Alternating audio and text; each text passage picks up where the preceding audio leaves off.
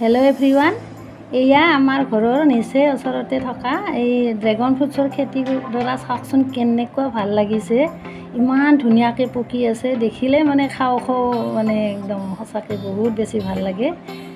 এয়া কেইটামান আজি ছিঙি আনিলোঁ। এয়া চাওকচোন, দেখিলেই লোভ লাগি যায়, ইমান ধুনীয়াকৈ পকি আছে, ইমান ৰঙা ৰঙা হৈ। এয়া লৈ আহিলোঁ ঘৰলৈ। ইমান ভাল লাগিছে, ৰঙা এনেকুৱা ৰঙা হৈ আছে, মানে দেখিলেই লোভ লাগি যায়। এয়া কাটিবলৈ লৈছোঁ ড্ৰেগন ফ্ৰুটছ, মানে চাওকচোন দেখিবলৈ কেনেকুৱা একদম ৰঙা ৰঙা, আৰু মানে শৰীৰৰ কাৰণে খুব বেছি ভাল। যিহেতু ঘৰতে প্ৰস্তুত কৰা, কোনো সাৰ প্ৰয়োগ কৰা নাই, গতিকে শৰীৰৰ কাৰণে বহুত বেছি ভাল। যদি মানে হিমগ্ল'বিনৰ কাৰণেও ভাল। হিমগ্ল'বিন যদি কোনোবাৰ কমি আছে, চুগাৰৰ যদি হৈ আছে, এই ফলটো খালে বহুত বেছি, যিহেতু এতিয়া গৰম পৰিছে, গৰমৰ কাৰণেতো আৰু বহুত বেছি ভাল। এয়া ড্ৰেগন ফ্ৰুটছৰ সৈতে থেকেৰা টেঙাৰ চৰবত।